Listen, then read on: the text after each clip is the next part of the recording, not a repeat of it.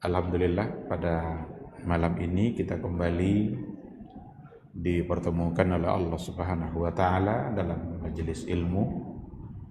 Mudah-mudahan majelis ilmu ini bisa menjadi wasilah menuju surganya Allah Subhanahu wa taala. Man salaka tariqan yaltamisu fi ilman sahalallahu lahu tariqan ilal jannah. Barang siapa yang menempuh jalan tujuannya adalah untuk mendapatkan ilmu, maka Allah akan mudahkan baginya jalan menuju surga. Kita berharap mudah-mudahan Allah Subhanahu wa taala selalu memudahkan kita untuk menambah ilmu dan pengetahuan agama kita, sekaligus menambah semangat untuk mengamalkan apa yang sudah kita dapatkan. Sama-sama kita juga harus berselawat dan salam untuk Rasul kita yang mulia Nabi Muhammad sallallahu alaihi wasallam. Allahumma shalli ala Muhammad wa ala ali Muhammad. Mudah-mudahan kita semakin mencintainya. Mudah-mudahan kita selalu diberikan kemampuan oleh Allah Subhanahu wa taala untuk istiqamah dan taat berada di atas sunnahnya. Kita berharap mudah-mudahan di hari mahsyar semua kita insya Allah layak untuk mendapatkan syafaat dan pertolongan dari beliau. Amin, amin ya rabbal alamin. Ikhwati fillah, ma'asyiral hadirin wal hadirat rahimani Allahu wa iyyakum. Kembali pada malam hari ini kita membahas persoalan-persoalan baru yang berhubungan dengan zakat. Sudah banyak masalah yang kita bahas. Yang terakhir itu hubungannya adalah dengan zakat piutang, dan masih tersisa sebenarnya beberapa masalah yang hubungannya dengan hutang piutang, lalu terkait dengan persoalan zakat, seperti yang akan kita coba lihat pembahasannya pada malam hari ini, yaitu mas'alatu athari ad-daini fi zakah. Masalah yang terkait dengan pengaruh hutang pada zakat. Kalau seandainya seseorang punya hutang, kalau kemarin itu piutang, hutang orang lain kepada dia. Kalau yang masalah ini hutang dia terhadap orang lain. Kalau seandainya harta yang ada di tangan sampai jumlah nisab dan sampai pula haulnya, sementara pada saat yang sama dia punya hutang yang harus dia lunasi, apakah sejumlah hutang itu dikeluarkan dari harta yang akan dizakatkan, ataukah hartanya utuh segitu meskipun dia tetap berkewajiban untuk membayar hutang? Nah itu kira-kira masalahnya. Dia punya hutang 100, dia punya uang yang sampai haul dan nisab 100 juta, tapi dia punya hutang 30 juta. Apakah dikeluarkan dulu 30 juta, lalu yang akan dihitung pengeluaran zakatnya hanya dari 70 juta? Ataukah tetap 100 juta untuk kemudian nanti dia bayar hutang yang berjumlah 30 juta? Itu jadi asaru ad-daini fi zakah. Wal muradu huna ad-dain allazi 'ala syakhsi lil akharin. Ini yang kita sampaikan tadi. Yang dimaksud dengan hutang di sini adalah sesuatu yang menjadi kewajiban seseorang terhadap orang lain, maka namanya hutang. Kalau piutang kan hak dia yang ada pada orang lain, kewajiban orang lain yang kepada dia, yang wajib dia orang tersebut membayarkannya. Baik, li ahlil ilmi fi dzalika salasatu aqwal. Dalam permasalahan yang tadi itu, ahlul ilmi punya 3 pandangan. Jadi ada 3 pendapat para ulama terkait dengan pengaruh hutang. Apakah dipertimbangkan jumlah hutang tadi untuk kemudian tidak dihitung ataukah tidak? Ada 3 pandangan. Al-qaulul awwal, pandangan yang pertama, innahu la athara lid-daini alladhi fi zimmatihi fi zakah. Jadi tidak ada pengaruh hutang yang ada dalam tanggung jawabnya itu, tidak ada pengaruhnya pada zakat yang akan dia bayar. Fayuzakki an kamili amwalihi. Maka seseorang itu mestilah membayarkan zakatnya dari semua harta tadi. Bisarfin nazari anid duyun allati alaihi. Tanpa memandang hutang yang memang wajib untuk dia bayar. Tidak dilirik, la yultafatu ilaiha, tidak dilirik hutang-hutang yang akan dia bayar tadi. Maka seandainya dia memiliki uang 100 juta yang sampai haul dan sampai juga nisabnya tentu saja, maka 100 juta itulah yang wajib dia hitung untuk mengeluarkan. Maka dia keluarkan 2,5%. Karena kalau zakat uang itu 2,5%, 100 juta utuh tanpa mempertimbangkan hutang. Itu pandangan yang pertama. Al-qaulus tsani, pandangan yang kedua, innahu yusqitu min amwalihi bimiqdari dainil ladzi alaih. Ini kebalikan yang tadi. Kebalikan dari yang pertama. Kalau yang pertama tidak dipandang hutangnya. Kalau yang kedua, yusqit min amwali bimiqdarid dain. Dia harus menggugurkan, mengeluarkan dari hartanya itu bimiqdarid dainil ladzi alaih. Seukuran hutang yang wajib untuk dia bayar. Maka dalam contoh tadi, seandainya uangnya 100 juta, lalu hutangnya ada 30 atau 20 juta, maka dikeluarkan dulu yang 20 juta ini. Karena dia punya kewajiban hutang. Dan sisanya itu yang akan dikeluarkan zakatnya. Berarti dari 100 juta ambil 20 sebagai hutang, maka tinggal 80 juta dia mengeluarkan zakatnya dari 80 juta. Ambillah 2,5% dari 80 juta. Kalau yang tadi kan dari 100 juta. Itu pandangan yang kedua. Al-qaulus tsalis, ini pandangan yang ketiga. Dia memberikan penjelasan dengan lebih rinci dengan cara membagi-bagi bentuk hutang. Apa kata kelompok yang ketiga? Yufarraqu bainad dainil hal wa dainil muajjal. Kelompok ketiga ini membeda-bedakan antara hutang yang jatuh tempo dengan hutang yang memang berjangka di masa yang akan datang. Kan bisa saja ada orang punya hutang 30 juta, tapi hutang 30 juta itu dalam masa 3 tahun. 10 juta 1 tahun ini, tahun depan 10 juta, tahun depannya lagi 10 juta. Karena ada yang hutang seperti itu. Artinya kewajiban dia tidak melunasi 30 juta pada saat itu atau di tahun itu. Itu disebut dengan ad-dainul muajjal, hutang yang memang diangsur di masa yang akan datang. Kalau ad-dainul hal itu hutang sekarang yang jatuh tempo, mesti dia bayar. Lalu bagaimana penjelasannya oleh kelompok ketiga? Fa in kana dainu halan, kalau seandainya hutangnya itu hutang yang mesti dibayar sekarang, yang sudah jatuh tempo, fa yusqitu min amwalihi bimiqdari dainil hal, maka dia haruslah mengeluarkan dari sejumlah harta yang akan dizakatkan tadi, dia keluarkan bimiqdar seukuran hutang yang jatuh tempo.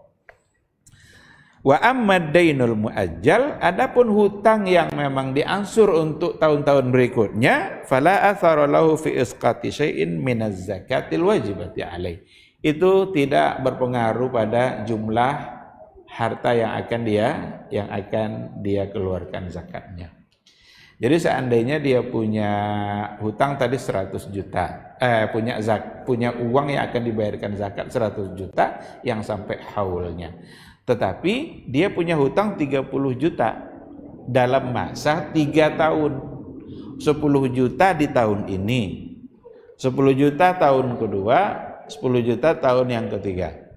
Berarti menurut pendapat yang ketiga, dia hanya mengeluarkan dari harta yang akan dizakatkan hutang yang jatuh tempo atau hutang yang wajib dia bayarkan di tahun dia mengeluarkan zakat. Seandainya memang 3 tahun itu 10 juta, berarti yang jatuh tempo hanya 10 juta. Berarti dia keluarkan uang 10 juta untuk kemudian dia bisa membayar, dan sisanya 90 juta itu yang dikeluarkan zakatnya. Jadi dia pilah-pilah, dia beda-bedakan antara hutang jatuh tempo dengan hutang yang memang diberikan kesempatan untuk melunasinya berjangka di masa yang akan datang. Menurut pendapat penulis buku ini, wa hadzal qaulu tsalits huwal aqrab. Pendapat yang ketiga inilah yang lebih mendekati kepada kebenaran. Pendapat yang ketiga ini. Kalau hutang jatuh tempo itu diberikannya alasan di sini dikarenakan oleh hutang yang jatuh tempo itu adalah hakun adami. Itu hak Bani Adam yang memang harus dia dapatkan. Sedangkan zakat adalah hakullah. Itu hak Allah, kewajiban dia untuk melunasinya. Kalau tadi hakun adami, hak orang lain yang dia wajib untuk mengeluarkannya, dan kewajiban itu ada di tahun itu. Karena kewajiban itu bersamaan datangnya antara hakullah dengan hakun adami, maka dua-duanya harus dipenuhi. Hak Allah zakatnya juga dikeluarkan, hak Bani Adam kewajiban dia kepadanya juga harus ditunaikan, yang memang pelunasan untuk angka hutang itu di tahun itu.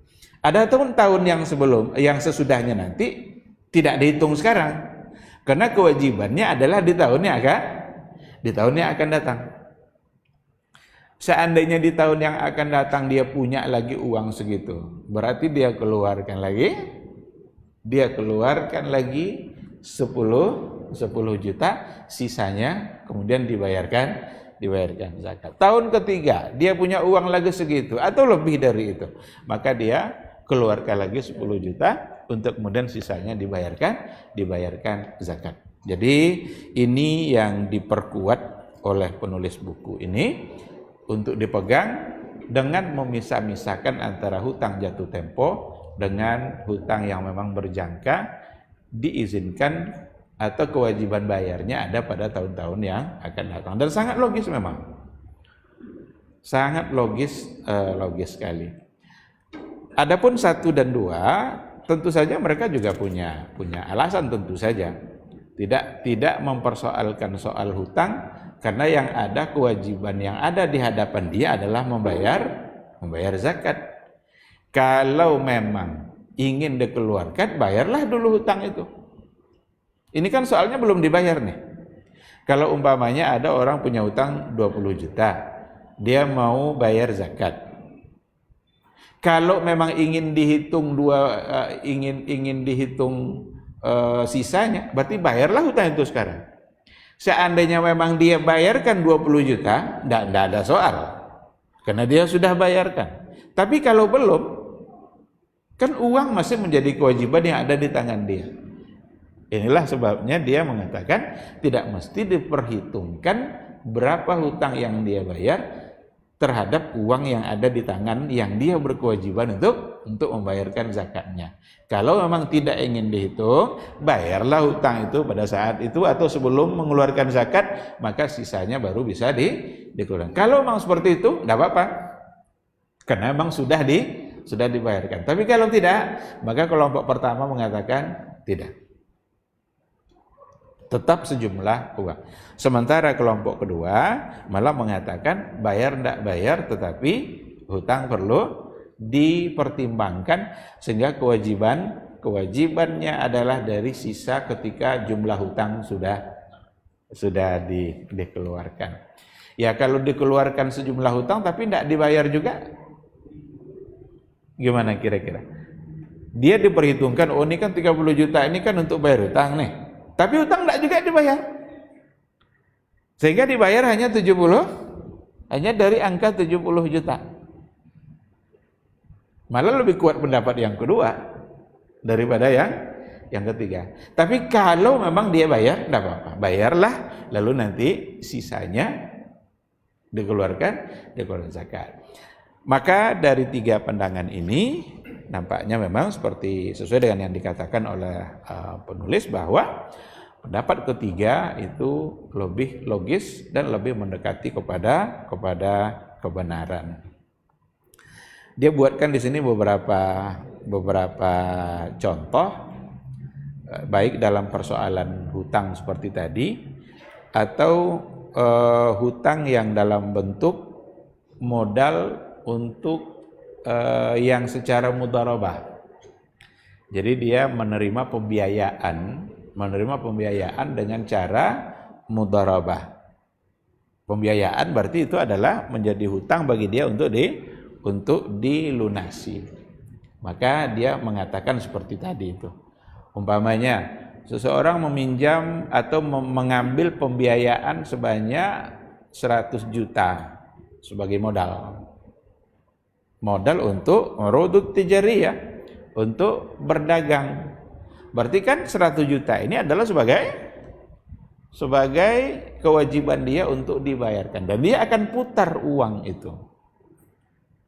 Dan dia berkewajiban membayarnya dalam sekian tahun yang sudah diatur. Umpamanya dalam waktu 5 tahun, 1 tahun 20 juta, 20 juta, lunaslah nanti 100 juta. Sekarang ketika dia kelola uang yang dengan cara pembiayaan mudharabah tadi, dia kelola, kemudian dia menghasilkan keuntungan. Jadilah 100 juta itu menjadi 120 juta umpamanya, atau 150 juta bersamaan dengan keuntungan. Pada saat dia punya 150 juta, bukankah saat yang sama dia punya hutang 100 juta? Karena itu tadi pembiayaan yang dia ambil secara mudharabah. Nah, apakah dia mengeluarkannya dari 150 juta atau tidak? Jawabannya kembali kepada tiga pendapat yang tadi itu. Yang pertama mengatakan tidak, bayarlah 150. Yang kedua mengatakan iya, berarti 100 juta, sisanya 50. Kalau 50 berarti tidak ada kewajiban zakat. Sedangkan yang ketiga, dibeda-bedakan manakah hutang yang jatuh tempo atau di tahun yang sama di mana dia berkewajiban untuk melunasinya, dan mana angka yang mesti dia bayar pada masa tahun-tahun berikutnya. Yang untuk jatuh tempo berarti 20 juta. Karena 5 tahun tadi, 1 tahunnya 20 juta. Berarti dia keluarkan 20 juta karena di tahun itu dia wajib bayar segitu, dan sisanya 130 juta itulah yang akan dia hitung untuk kemudian dikeluarkan 2,5%. Itu. Jadi saya kira tidak sulit untuk kita memahaminya.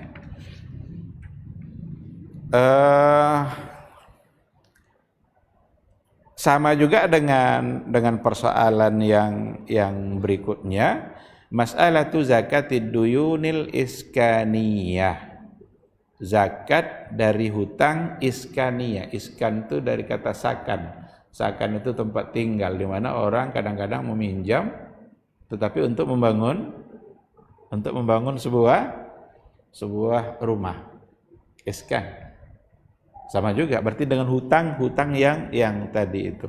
Apakah akan berkewajiban seseorang itu untuk menghitungnya dalam bentuk utang piutang tadi dikeluarkan ataukah tidak? Maka semuanya dikembalikan kepada yang tadi itu. Tapi yang menarik zakat duyun al-istismariyah. Zakat hutang tapi untuk investasi. Dia memperbanyak hutangnya tapi semuanya adalah untuk semata-mata investasi. Kalau investasi bukan lagi untuk hajat, tapi itu untuk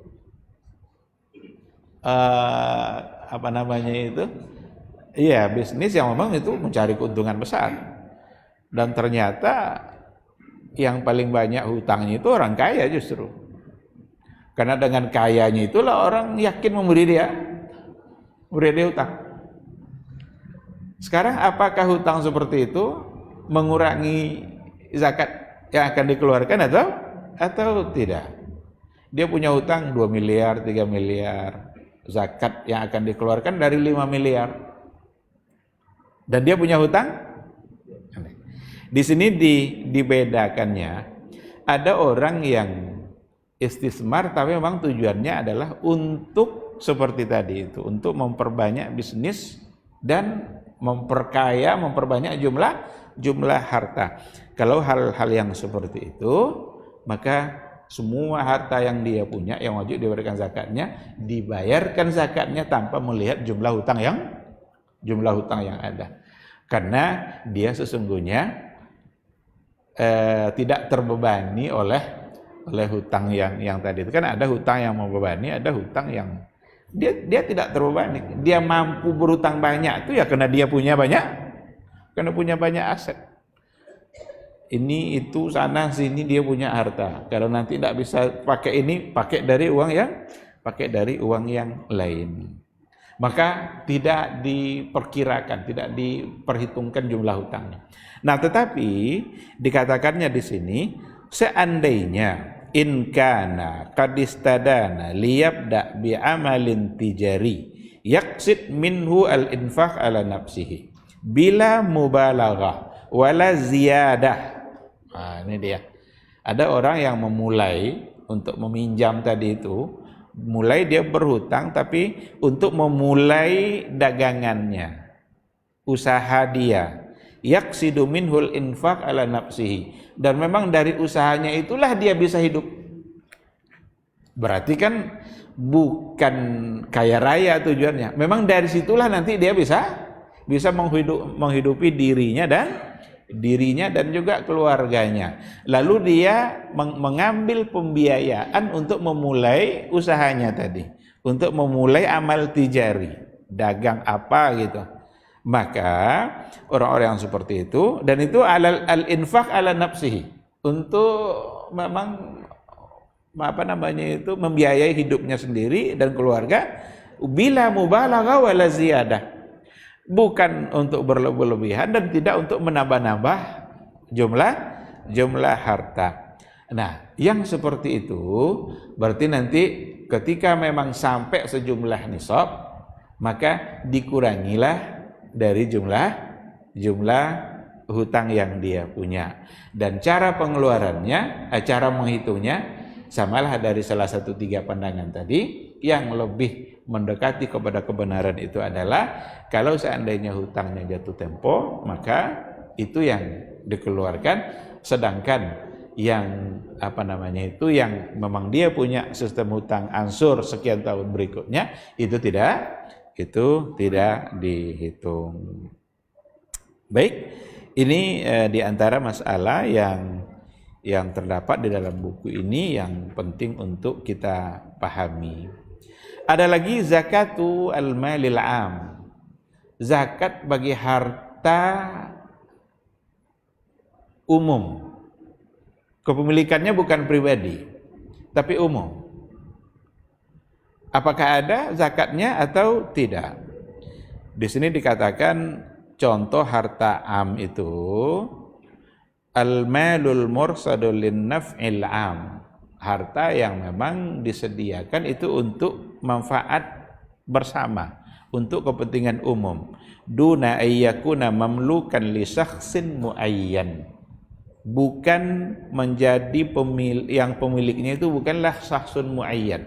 Bukanlah pribadi-pribadi khusus, tapi sifatnya umum. Harta itu diperuntukkan manfaatnya untuk bersama. Seperti apa? Seperti harta wakaf atau amwalud daulah, harta yang menjadi kekayaan negara yang akan dimiliki oleh secara bersama. Wal waqful khairi, ada wakaf-wakaf sosial. Ada orang mau bangun masjid, disediakannya uang untuk bangun masjid 500 juta atau 1 miliar umpamanya. Bangunlah masjid. Sekarang sampai 1 tahun uang itu, proses masjid sedang berlanjut, uang masih ada, dan sampai jumlah nisabnya, sampai pula haulnya. Apakah ada kewajiban zakatnya ataukah tidak? Maka dikatakan di sini bahwa la tajibu zakatu fil malil am. La tajibu, tidak ada kewajiban zakat pada harta yang bersifat umum. Maka harta-harta wakaf itu tidak dikeluarkan zakatnya. Zakat itu kan untuk dimanfaatkan oleh orang lain. Sementara harta ini memang akan diberikan untuk semua. Berarti tidak dibebankan di situ adanya zakat, karena memang semuanya akan menjadi milik bersama, akan dimanfaatkan oleh semua orang. Laisa lahu malikun muayyan. Laisa lahu malikun muayyan. Karena bagi harta itu tidak ada pemilik khusus. Semua menjadi pemilik. Tadi itu kalau harta pribadi kenapa harus dikeluarkan? Karena memang dimiliki oleh seorang.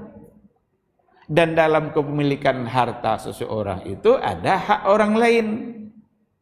Wa fi amwalihim haqqun ma'lumun lis-sa'ili wal mahrum. Dalam harta yang dimiliki oleh seseorang itu ada hak yang perlu disampaikan, yang perlu diberikan untuk orang-orang miskin atau orang-orang yang meminta-minta. Maka ketika ada pemilik pribadinya, agar harta itu tidak hanya dinikmati oleh sendiri, maka kalau sampai haul nisab wajib dikeluarkan. Sementara harta bersama, harta am yang sifatnya umum, tidak ada pemilik pribadinya, karena akan dirasakan juga oleh semua orang. Jadi tidak diperlukan adanya kewajiban zakat. Maka dikatakan laisa lahu malikun muayyan wala qudrata li afradin nasi ala tasarruf fihi. Maka karena dia harta bersama, milik semua orang, manfaatnya akan dirasakan oleh semua orang. Tidaklah mampu semua orang itu untuk mengeluarkan pula berapa zakat yang akan diambil. Nah, sehingga al-malul am la tajibu fihi az-zakah. Tidak ada kewajiban zakat padanya, karena manfaatnya adalah li'anna masrafahu manfaatu umumil muslimin. Karena penyalurannya, distribusinya adalah manfaat secara umum bagi orang-orang muslimin secara keseluruhan. Apalagi harta itu tujuannya bukan untuk mendapatkan keuntungan. Bukan untuk mendapatkan keuntungan. Umpamanya uang harta wakaf untuk bangun masjid. Apakah itu tujuan untuk mendapatkan keuntungan? Kan tidak. Dikarenakan tidak tujuan mendapatkan keuntungan, maka sepantasnya juga untuk tidak dibebankan zakat. Harta milik pribadi kenapa ada kewajiban zakat? Karena memang di situ ada keuntungan yang ingin dicapai. Kalau dia investasikan berarti ada keuntungan yang dia tunggu. Kalau dia buka usaha nanti ada keuntungan yang sedang dia tunggu. Dan Allah melipat gandakan keuntungan itu, sehingga keuntungan yang ada dia berkewajiban untuk membayarkan zakatnya. Itu yang berkaitan dengan sisa pembahasan yang hubungannya dengan persoalan hutang piutang. Saya kira jelas dan mudah-mudahan dapat kita pahami. Bahasan berikutnya terkait dengan zakatul fitri. Jadi ketika selesai penulis membahas zakatul mal, zakat yang berhubungan dengan harta, karena kan dulu kita katakan zakat secara umum dapat dibagi kepada dua. Ada zakatul mal, ada zakatul fitri. Zakatul mal, zakat dalam bentuk harta yang dimiliki oleh orang-orang kaya. Harta tertentu yang wajib dikeluarkan zakatnya.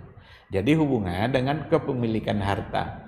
Sedangkan zakatul fitri itu hubungannya bukanlah dengan orang kaya, tapi hubungannya dengan jiwa yang muslim. Sehingga zakatul fitri itu disebut juga dengan zakatun nafs. Zakatun nafs artinya adalah zakat jiwa. Zakat jiwa. Berarti zakat yang hubungannya dengan jiwa.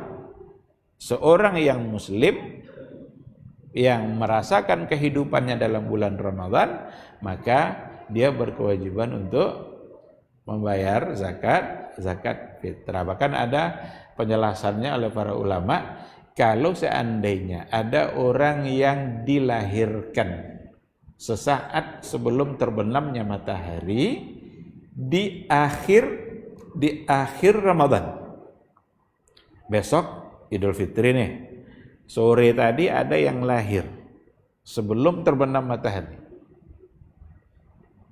maka dia berkewajiban untuk dibayarkan zakat fitrahnya, karena dia merasakan kehidupannya di dalam bulan Ramadan. Bagaimana kalau lahirnya di malam Idul Fitri?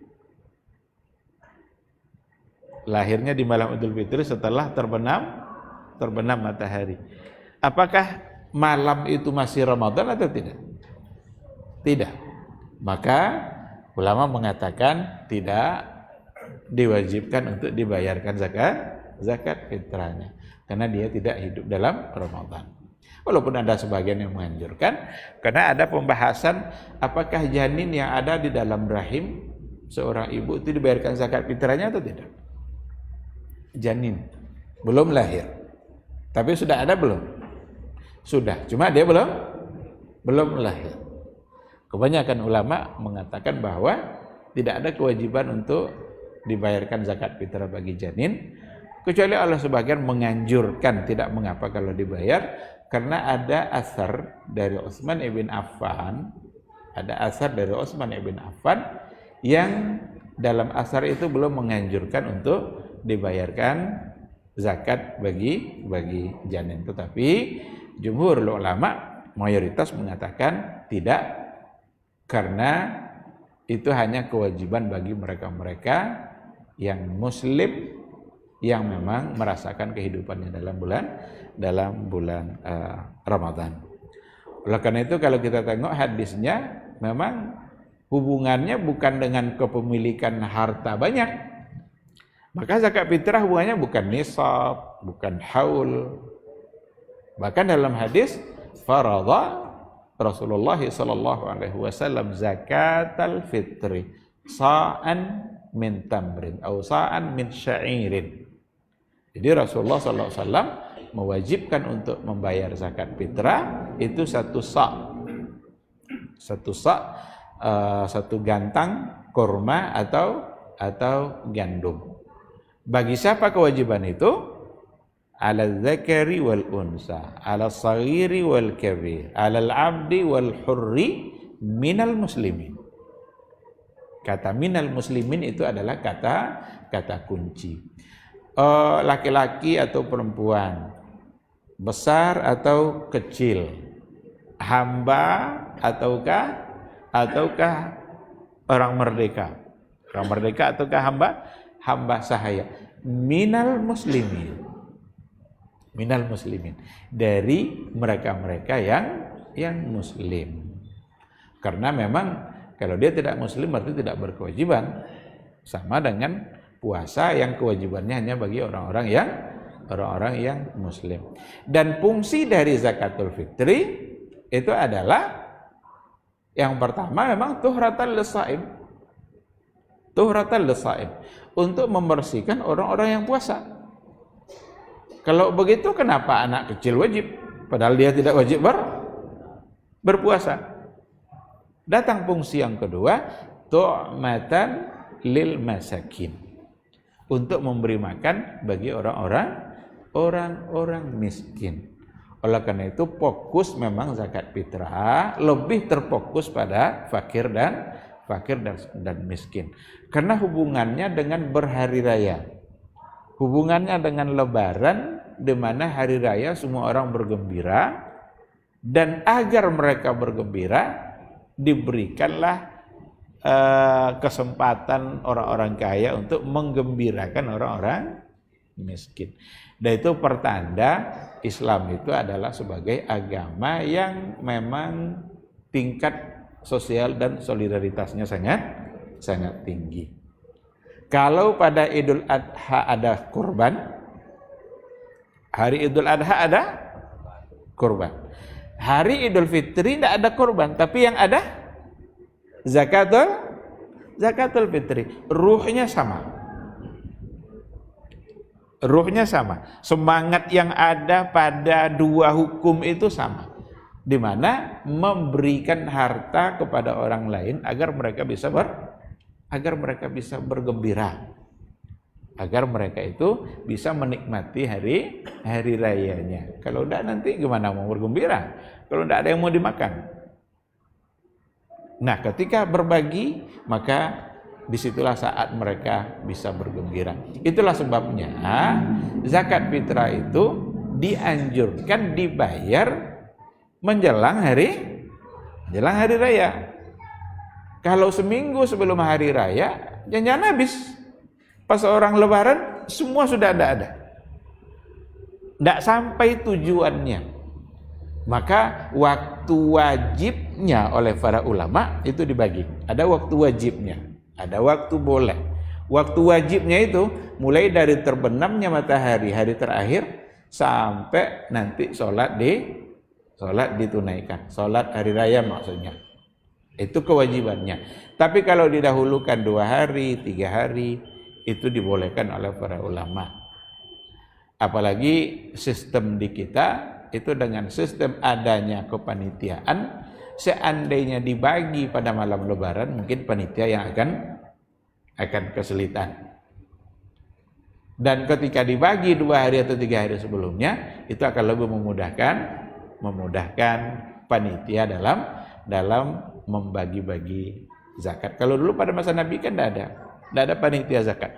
Masing-masing mereka berikan. Siapa orang miskin yang dia pandang pantas untuk menerima, dia berikan kepada dia.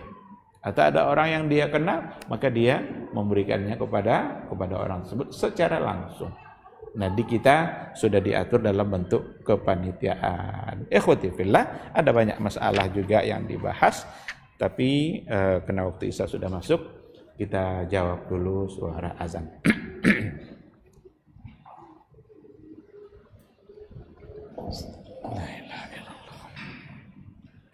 Allahu Akbar, Allahu Akbar.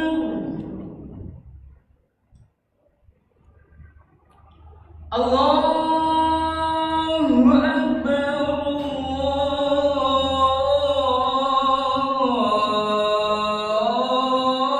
Allahu Akbar.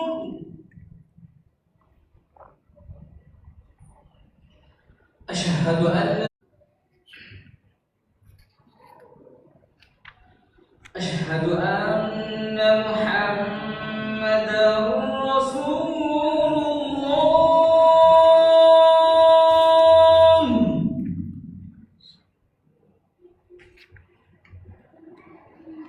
Asyhadu anna Muhammadar Rasulullah.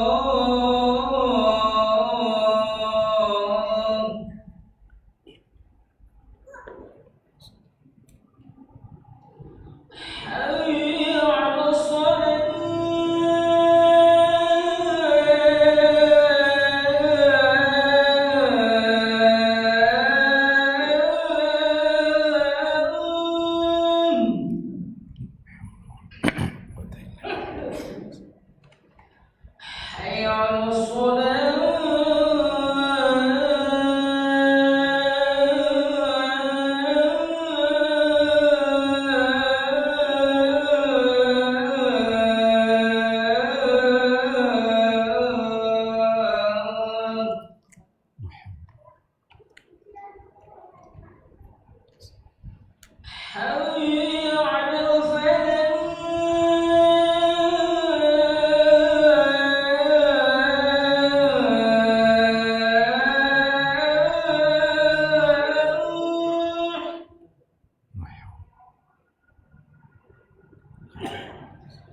حي على الفلاح.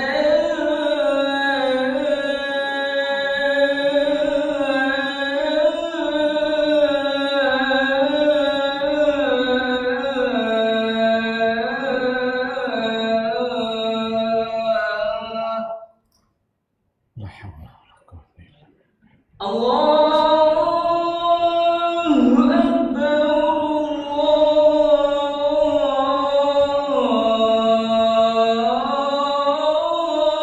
أكبر لا إله إلا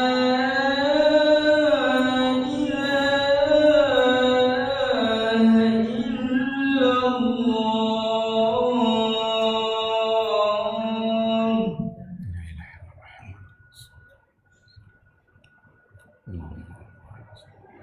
ilaha illallah Muhammadur Rasulullah.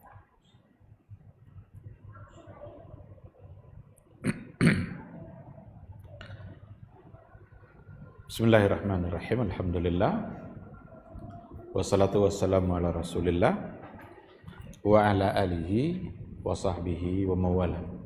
Ikhwati fillah, ma'asyaral hadirin wal hadirat, rahimani Allahu wa iyyakum. Kembali kita kepada materi kita berkaitan dengan zakatul fitri. Zakat fitrah yang tadi kita katakan bahwa dia berbeda dengan zakatul mal. Zakatul fitrah itu kewajibannya hanya ada pada bulan Ramadan, dan itu di akhir Ramadan sampai menjelang sholat dikerjakan. Kalau seandainya sholat sudah dikerjakan baru dibayar, itu adalah sadaqatun minas sadaqat. Itu adalah sedekah biasa. Berarti itu bukan sebagai zakat fitrah. Nah, oleh karena itu kewajibannya adalah sebelum sholat ditunaikan. Ada masalah yang dibahas di sini, yaitu berkaitan dengan ikhraju zakatil fitri naqdan. Apakah boleh untuk mengeluarkan zakat fitrah itu dengan uang? Apakah boleh untuk mengeluarkan zakat fitrah dengan uang? Fahal yusra'u lil muslimi ikhrajuha nuqudan. Apakah disyariatkan bagi seorang muslim untuk mengeluarkannya dalam bentuk uang? Wa tujzi'u, dan itu cukup atau memadai? Am la budda minal iltizami bi ikhrajiha ta'aman min qutil balad. Atau apakah ada keharusan mengeluarkannya dalam bentuk makanan min qutil balad? Kalau seandainya kita coba lihat riwayat atau hadis-hadis yang berkaitan dengan zakatul fitri, mulai dari hukumnya dan apa yang dikeluarkan, apa yang diperintahkan oleh Nabi untuk dikeluarkan, maka semua hadis itu menunjukkan bahwa yang dikeluarkan itu adalah dalam bentuk makanan. Makanan apa? Makanan, kalau hadis Nabi pertama di situ ada kurma, atau ada gandum, atau ada dalam riwayat yang lain al-aqid. Aqid itu susu kental. Jadi susu kental yang bisa dimakan pakai roti. Ada susu, kemudian celupkan roti di situ, kemudian dimakan. Jadi ada beberapa bentuk makanan-makanan yang semuanya adalah dalam bentuk makanan. Nah, oleh karena itu jumhurul ulama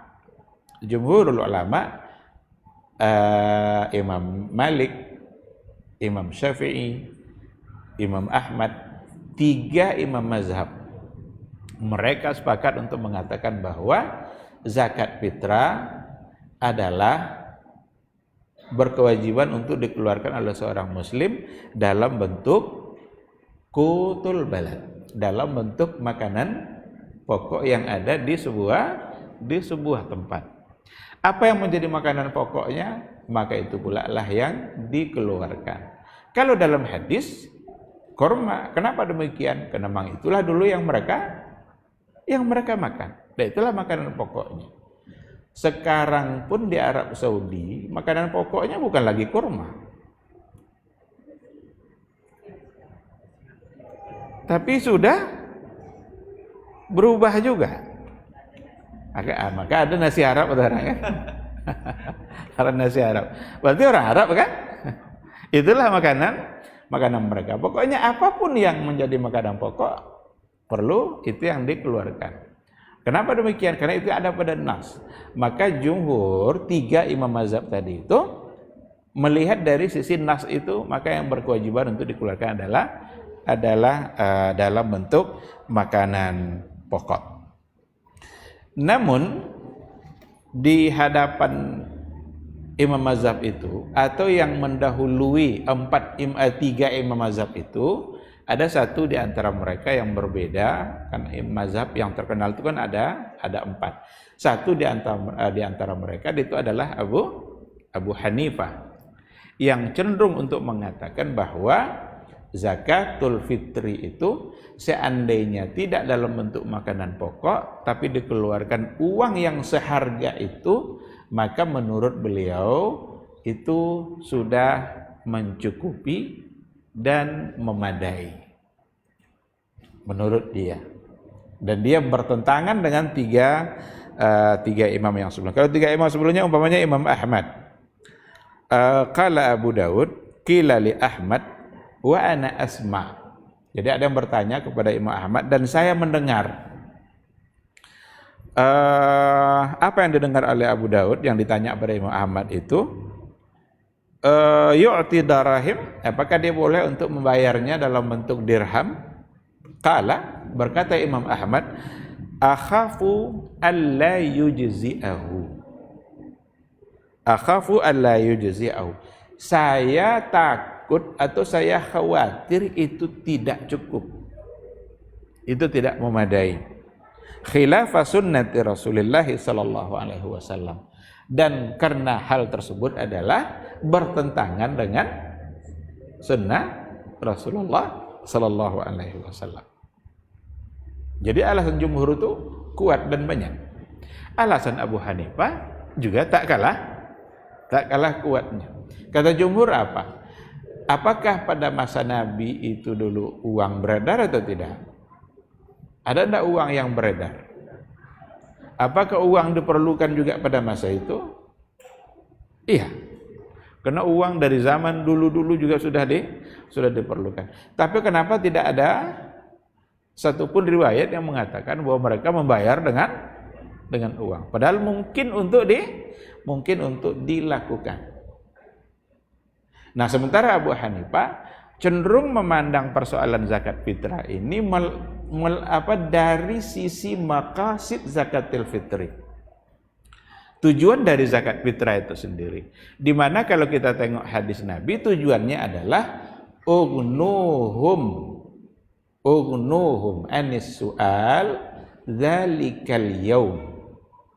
Hindarkan orang fakir itu dari meminta-minta pada hari raya. Dan berarti menghindarkan mereka dari meminta-minta, tujuannya adalah untuk penuhi kebutuhan. Karena kalau sudah terpenuhi kebutuhan, maka tak lagi akan meminta-minta. Nah, bisa enggak terpenuhi kebutuhannya kalau diberikan uang? Bisa, kata Abu Hanifah. Sehingga karena tujuannya adalah untuk ignaul fuqara, mengayahkan orang-orang fakir agar tak meminta-minta, dan itu terlaksana dan bisa tercapai ketika diberikan dalam bentuk uang. Maka bagi dia tidak mengapa. Banyak di antara pakar-pakar kontemporer yang mendukung pandangan Abu Hanifah. Analisanya juga bahwa sesungguhnya katanya kalau kita tengok apa yang diberikan pada masa Rasul itu sesuatu yang memang bisa langsung dimakan. Seperti kurma. Pada saat kurma didapat, saat itu juga bisa langsung untuk dimakan. Dan memang kebutuhan pokok yang paling utama memang adalah makan. Maka terpenuhilah kebutuhan itu. Diberikan susu kental, bisa langsung dimakan. Diberikan gandum. Gandum memang hanya sekedar perlu proses, tapi tidak perlu tambahan yang lain. Dari gandum sudah bisa menjadi roti. Nah, sementara kalau ditengok makanan pokok yang berkembang di sebagian wilayah, itu ada di antaranya sesuatu yang tidak bisa langsung untuk dimakan, tapi perlu proses dan perlu tambahan-tambahan yang lain. Dimana kalau seandainya dia hanya mendapatkan itu, bisa saja dia tidak mendapatkan kebutuhannya. Kalau hanya yang ada dalam bentuk sesuatu yang tadi masih diolah dan diproses. Nah, oleh karena itu, ketika diberikan uang, ini menurut dia nih, ketika diberikan dalam bentuk uang, maka kebutuhan-kebutuhannya akan terpenuhi. Semua bentuk yang dia dapatkan tadi, umpamanya beras, beras tidak hanya cukup dengan beras saja, tapi memerlukan adanya tambahan-tambahan yang lain selain daripada beras. Ada orang yang hanya makan nasi. Nah, nasi perlu lauknya. Ini logika sebenarnya, tapi bertentangan dengan apa yang dikatakan oleh jumhur. Maka ulama-ulama kontemporer banyak yang mendukung pandangan Abu Hanifah, karena mereka memandang kondisi yang ada pada saat sekarang ini, di mana memang kebutuhan yang namanya kebutuhan itu sudah berkembang juga, dan berbagai macam bentuk kebutuhan yang akan bisa teratasi kalau seandainya dia mendapatkan uang. Nah, oleh karena itu dalam persoalan hukum memang kita dihadapkan kepada dua pendapat antara jumhur ulama dengan Abu Hanifah. Jumhur ulama lebih berpegang kepada nas dalam bentuk makanan pokok. Uang pada masa Nabi ada, tetapi tidak ada satupun mereka yang bayar pakai uangnya. Nah, sementara Abu Hanifah memandang dari sisi manfaat dan tujuannya. Kenapa ada kewajiban itu? Ternyata tujuannya adalah untuk mengayakan orang-orang fakir, dan itu terlaksana meskipun yang diberikan adalah dalam bentuk uang. Kalau tengok dari kekuatan dalil, ya saya kira dua-duanya kuat. Tapi kalau kita mau selamat, jumhur ulama tentu dia berpegang kepada nas. Nah, kalau mau berikan dalam bentuk beras, tapi selipkan sedikit uang-uang yang berkelebihan, artinya orang-orang diberikan oleh Allah Subhanahu wa taala rezeki yang banyak, selipkan untuk diberikan juga kepada fakir miskin, sehingga zakat fitrahnya terbayarkan pakai beras atau makanan pokok, dan uang bisa dia dapatkan. Nah, yang harus waktu kita sudah habis, dan yang harus dihindarkan sebenarnya, dia sebenarnya inginnya bayar pakai beras, tapi yang dibawanya uang. Sehingga yang terjadi apa? Ada satu kantong plastik yang isinya beras, lalu nanti diperjualbelikan oleh panitia. Dia bawa uang apa bawa beras itu? Uang kan, tapi dia ingin bayarnya beras. Kalau memang ingin, jangan uang dibawa, beras itu dibawa. Adapun jual beli yang tadi itu, ada beberapa masalah yang terjadi. Pertama, jual beli dalam masjid. Panitia duduk di sini, bayar zakat fitrah. Ini uang Pak, ada enggak yang bisa saya beli? Dikasih satu kantong. Beli, ambil uangnya. Yang sampai kan uang. Ini dibeli. Jual beli dalam masjid. Kemudian yang kedua, apakah ada panitia punya hak untuk memperjualbelikan beras zakat? Tidak ada. Karena kalau kita mau menjual sesuatu, yang kita jual itu adalah apa yang menjadi milik kita. Jangan perjualbelikan nanti apa yang menjadi milik orang lain. Panitia dia tidak berhak untuk menjual karena beras bukan milik panitia. Kalau mau, panitia sediakan beras 1 ton. Yang datang nanti beli beras itu dulu. Kemudian bayarkan zakat fitrah pakai beras. Jadi dia tidak memperjualbelikan sesuatu yang tidak pantas untuk dia perjualbelikan. Daripada gitu, mending pakai pendapat Abu Hanifah yang mengatakan sah boleh pakai uang. Lepas kita dari semua hilah tadi itu kan namanya siasat, mensiasati agar tidak uang maka dibeli beras. Tapi kita terjatuh kepada kesalahan yang lain. Nah, saya kira seperti itu. Wallahu subhanahu wa ta'ala alam. Mudah-mudahan apa yang kita bahas pada malam hari ini ada ilmunya yang bisa kita terima. Yang benar itu semata-mata bimbingan dari Allah, dan yang salah itu hanyalah karena kekurangan ilmu. Mohon untuk dimaafkan dan semoga Allah Subhanahu wa taala mengampuninya. Terima kasih. Subhanakallahumma wa bihamdika asyhadu an la ilaha illa anta astaghfiruka wa atubu ilaik. Wassalamualaikum warahmatullahi wabarakatuh.